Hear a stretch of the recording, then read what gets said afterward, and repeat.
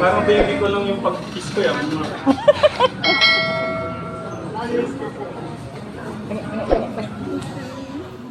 Nararamdaman ko siyempre, unang-una po yung masaya po. Dahil sabi niyo nga po kanina na yan, dumandi po ako sa time na walang-wala. Basta pumunta rin po sa point na nagkaroon din po. Kumbaga, ang sabi nga dito, pinaparanas po sa atin kung ano yung time or meron talaga tayong oras na kung ano yung tayo. May oras na walang-wala tayo, meron tayong oras na meron talaga. Tapos yun naman to yung nararamdaman ko or yung pinaka ano natin sa tanong ito na kung ano yung mindset ko to, parang gano'n. Kumbaga ako to, yung mindset ko kasi to pagka ganyan to parang ang susunod na yapak ko to si Jisoo magmamahalan to eh. Kumbaga hindi ko siya parang inaano to na forever to na forever na meron din yan, forever na masasot ko.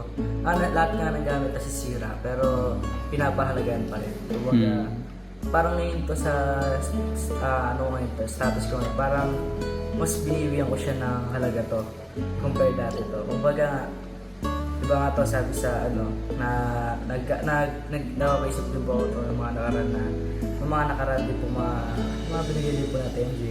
Kumbaga mayroong mga time na hindi ko siya nasusuot, pero time na nasusuot.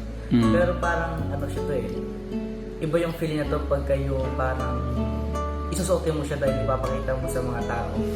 Isusuotin mo na parang ipagmamayabang mo siya to. Kung para pagka isusuot natin na happy tayo dahil binigay ito sa atin. Kumbaga mas magkaiba po siya ng ng way na pag feelings mo to. Sabi ko, isusuot mo ito para makita nila.